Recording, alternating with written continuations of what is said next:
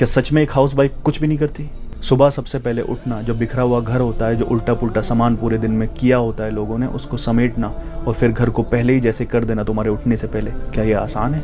हर एक बंदे की पसंद का ख्याल रखना कि कौन सुबह में क्या खाता है, उसके लिए तैयार करना, अपने लिए सोचना भी नहीं, क्या ये आसान है? पूरे बिखरे हुए घर को संभालना, सबकी ज़रूरतों का ख्याल रखना, क्या कहाँ रखा है सब तुम ही से आके पूछेंगे, क्या ये आसान है? सबके लिए खाना बनाना और सबके बाद में खाना और कभी कभी भूखे भी रह जाना, क्या ये आसान है? दिन रात हफ्ते महीने बिना छुट्टी के काम करना, क्या ये आसान है? हाउस वाइफ ऑलराउंडर होती है, सबका ख्याल रखती है, सबको संभालती है, लेकिन उसको संभालने वाले कोई कोई मिलते हैं। मेरे हिसाब से एक हाउस वाइफ का काम दुनिया का सबसे मुश्किल काम होता है, क्योंकि उसमें हर रोज कोई ना कोई कमियां निकालने वाला होता है, फिर भी तुम्हें बिना रुके बिना थके वही काम रोज रोज करना है। तो फिर आगे से पूछे तो ये जवाब मत देना कि हाउस वाइफ है कुछ नहीं करती, ये देना कि एक हाउस वाइफ है सब कुछ करती है।